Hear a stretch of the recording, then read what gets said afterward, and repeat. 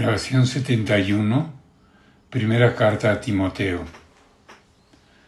En las ediciones del Nuevo Testamento, a las cartas de San Pablo dirigidas a comunidades cristianas, siguen las dirigidas a personas concretas. También en este último grupo se ordenan de acuerdo con su extensión. Primero van las dos cartas a Timoteo. Sigue la carta a Tito y se termina con la breve misiva dirigida a Filemón. A las tres primeras, dos dirigidas a Timoteo y una a Tito, se las conoce comúnmente como cartas pastorales. Esta denominación se introdujo a principios del siglo XVIII por razón de sus destinatarios inmediatos y del contenido. Van dirigidas a dos colaboradores del apóstol que están al frente respectivamente de las comunidades locales de Éfeso y Creta. Su contenido es eminentemente pastoral, pues se prescriben normas y consejos para la buena marcha de aquellas comunidades, amenazadas por el influjo de falsos maestros. Contienen también orientaciones sobre la organización de las iglesias y la función de los ministros. Las tres, además, están redactadas con un estilo sencillo y en tono familiar, que denota la preocupación del autor por formar a quienes desempeñan la tarea del buen pastor en las comunidades cristianas. Sin embargo, cada una de ellas presenta también algunas características propias en las que conviene reparar. Inciso 1. Estructura y contenido. La primera carta a Timoteo se escribe para defender la sana doctrina, esto es, la que verdaderamente lleva a la salvación y fue recibida mediante la predicación de San Pablo, frente a las desviaciones que conducen al error, y para mostrar las consecuencias que se derivan de la doctrina del Evangelio con vistas a la organización de la Iglesia.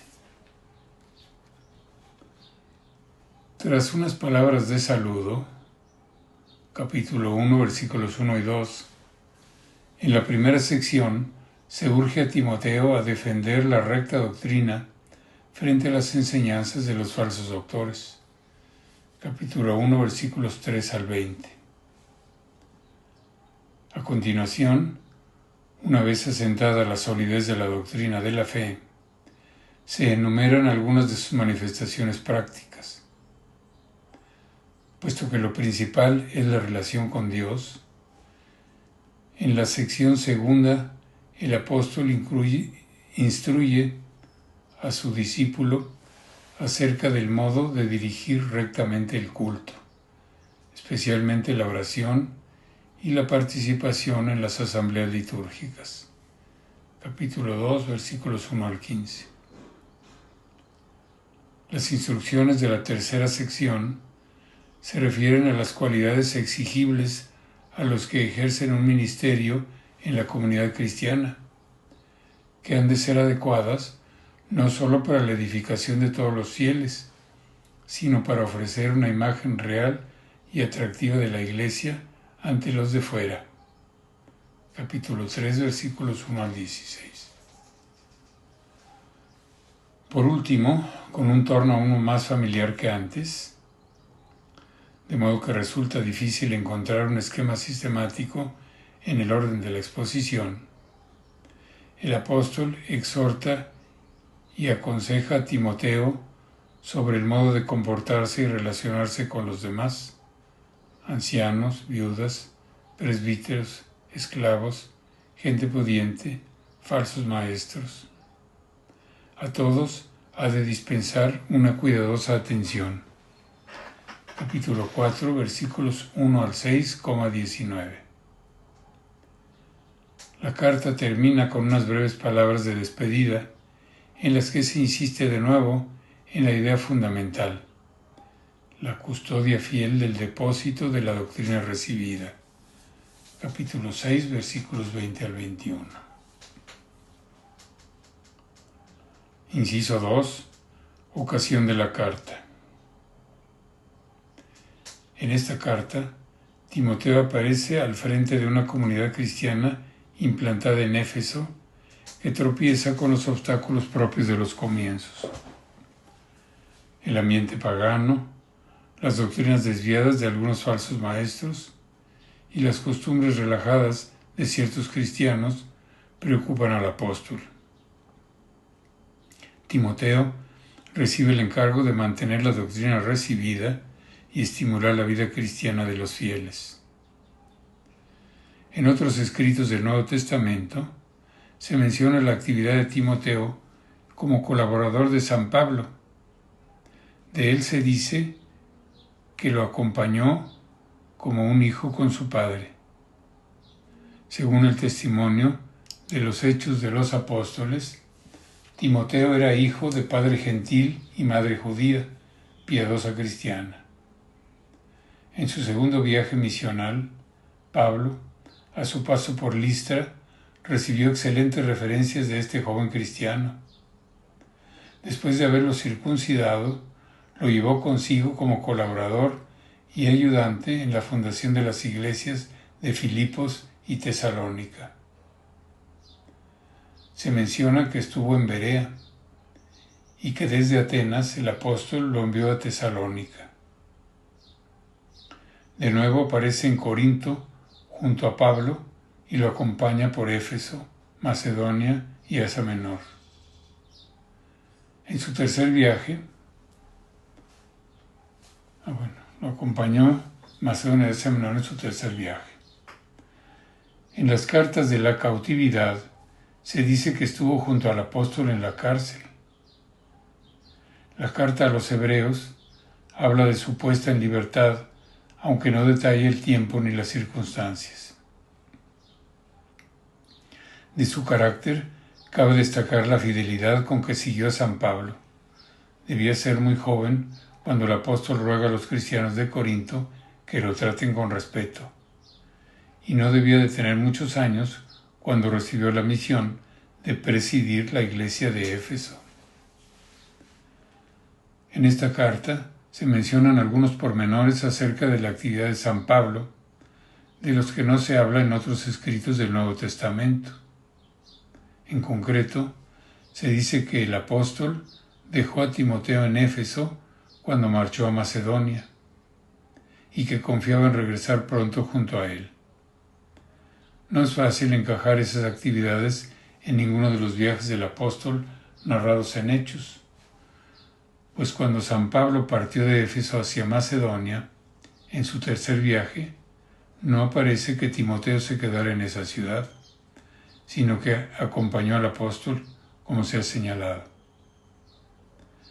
Además, el relato contenido en Hechos de la despedida emotiva de los presbíteros de Éfeso, como si nunca más volvieran a ver a San Pablo, induce a suponer que el apóstol no iba a regresar nunca a esa ciudad. No obstante, lo que se dice en esta carta mueve a pensar que el apóstol regresó a Éfeso cuando quedó libre de su prisión en Roma, y que sería en esa ocasión cuando habría que buscar el marco de referencia para esta carta y para la destinada a Tito. Al margen de esos datos concretos, la carta refleja el ambiente histórico de una comunidad cristiana de origen paulino, a la que han llegado predicadores de doctrinas que se apartan del depósito de la fe recibida del apóstol, por lo que se hace imprescindible discernir la sana doctrina de esas corrientes perturbadoras. Esta carta, así como la segunda a Timoteo y la dirigida a Tito, tiene ciertas diferencias con relación al resto del corpus paulino. El vocabulario y el estilo son peculiares. Predomina en su contenido lo moral o práctico frente al tono más teológico de otras cartas. La organización jerárquica y los errores a los que alude parecen más propios de un período algo posterior a la vida del apóstol. Finalmente, existen dificultades a la hora de encuadrar su fecha de composición con la vida de San Pablo. Por ello, algunos han puesto en duda la autenticidad paulina de estas cartas. En cualquier caso, con independencia de que su autor fuera un secretario o un discípulo más o menos cercano a San Pablo, el sentido y la autoridad son del apóstol. Inciso 3. Enseñanza. El tema central de la primera carta a Timoteo es la salvación dispensada por la Iglesia, que prolonga y actualiza la acción salvadora de Cristo. Esta cuestión se desarrolla desde puntos de vista distintos, pero complementarios. En primer lugar, desde una perspectiva teológica, en torno al acontecimiento de Cristo, que es núcleo principal y fundamento de la vida cristiana.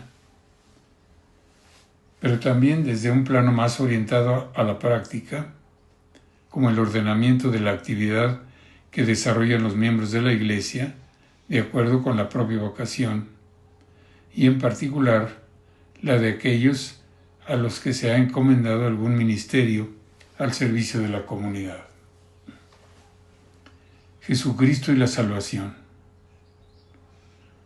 La idea básica de las cartas pastorales, y que por tanto aparece frecuentemente también en esta, es la salvación. A Dios se le nombra como el Salvador, que con infinito amor quiere que todos los hombres se salven y lleguen al conocimiento de la verdad. Este plan divino ha sido manifestado y llevado a cabo por Jesucristo, el único mediador, que vino al mundo para salvar a los pecadores. La fe en estas verdades es la que conduce a la salvación. Esta es, pues, la sana doctrina del Evangelio predicado por San Pablo. Frente a ella, siempre late el peligro de las falsas doctrinas que apartan de la fe verdadera a quienes las acogen.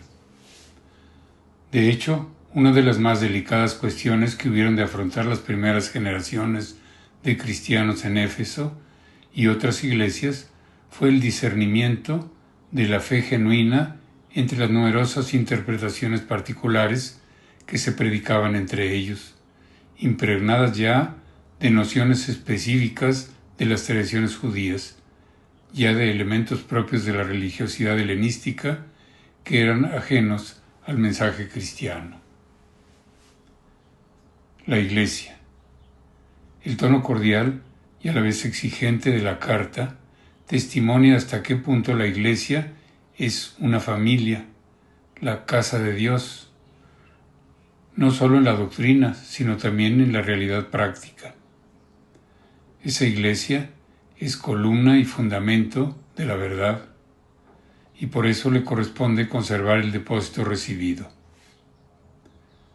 De modo especial, esa responsabilidad recae sobre aquellos que, como Timoteo, han recibido la gracia del ministerio mediante la imposición de las manos para que enseñen a mantener la fe y pongan orden en la comunidad cristiana.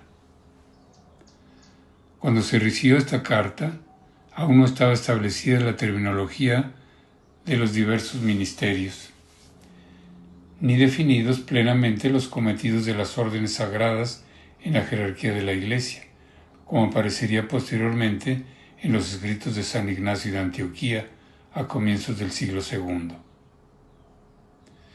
En la carta se menciona al obispo, episcopos, aquel que estaba al frente de una comunidad particular, y a los diáconos, diaconoi, a los presbíteros o ancianos, presbiteroi, e incluso al grupo de las viudas. De acuerdo con el ministerio recibido, cada uno tenía la misión de presidir, ayudar o enseñar, y siempre de ofrecer testimonio de vida cristiana coherente.